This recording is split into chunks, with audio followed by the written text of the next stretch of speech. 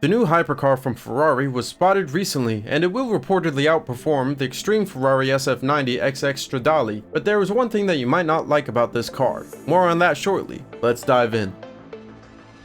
The hypercar industry has come a long way since Ferrari Laferrari launched in early 2013, and Ferrari is diligently working on its successor. This replacement, codenamed F250, has been in development for the past few years, and was recently seen on the road near the Ferrari factory in Maranello. It was spotted by Verinx, surrounded by other Ferraris undergoing testing, including the purists SF90, Roma, Daytona SP3, and several 812 competizions. This F250 test mule, one of the earliest versions, features body panels from various models and a large rear wing designed to mislead observers. However, some elements need to remain functional for testing purposes, so there are clues to the final design. The front end has significant venting on both the lower fascia and the hood. Along the sides you can see additional vents leading to the engine, and it's widely believed that the vehicle will have butterfly doors. The rear features two fake exhaust tips and centrally mounted real exhaust tips. Like the Laferrari, this next generation hypercar has a distinctive roof and windshield shape, reminiscent of a prototype race car. The front sits very low,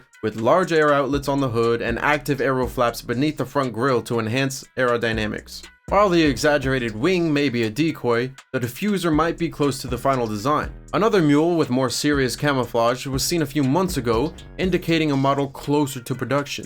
This version lacked a wing, but hinted at another powertrain secret. Ferrari designed an entirely new V12 for the Enzo, known as the F140. Initially 6 liters, it was enlarged to 6.5 liters in the 812 series, a displacement shared with the Monza SP1, SP2, Daytona SP3, and the Puro-Sang SUV. Between the 6 and 6.5 liter versions, Ferrari also offered a 6.3 liter version. Its most powerful use was in the Laferrari, generating 950 horsepower and 664 pounds of torque. With a Formula 1 inspired kinetic energy recovering system, the Laferrari specific V12 produced 789 horsepower and 516 pounds of torque. Impressive numbers, but purists will be disappointed by the switch to a twin-turbo V6 and plug-in hybrid setup for its successor. Initially, there was speculation that the F250 would feature a hybrid V12. As the brand's flagship hypercar, this would make a ton of sense, especially since they still use V12s in some models. This move would allow it to compete more effectively against the likes of Pagani and Lamborghini,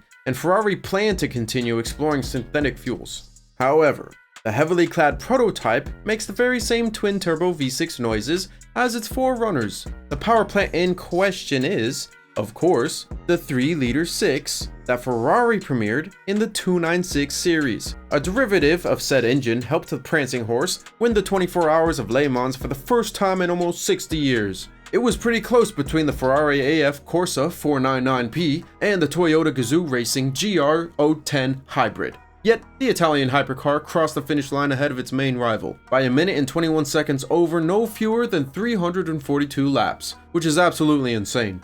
Seemingly inspired by the 499P, the road-going F250 is most certainly punchier than the race car. For starters, the 3-liter V6 alone produces 671 horsepower in race trim, or 654 horsepower in the 269. The 499P further sweetens the deal with the 268 horsepower from its front-mounted electric motor, whereas the combined output of the rear-driven 269 is 819 horsepower. It's easy to imagine 900 plus horsepower from this fellow, yet hearsay suggests an excess of 1,000 at full chatter. Not bad for a twin-turbo V6 with plug-in hybrid assistance, right? Right. However, there's something about the V6 that doesn't sit well with me, especially in Ferrari's flagship model. Some might argue it's due to regulations, but Ferrari managed to keep the V12 in the Ferrari 12 Cilindri, which makes this decision puzzling. However, we'll just have to wait and see if actual customers like it, not just some random dude on YouTube. Reports from last year suggested the car would be unveiled toward the end of this year, though Ferrari has yet to confirm a launch date. Whether the Laferrari successor is released, it'll likely sell out instantly. That's it for today, guys. Thanks for watching.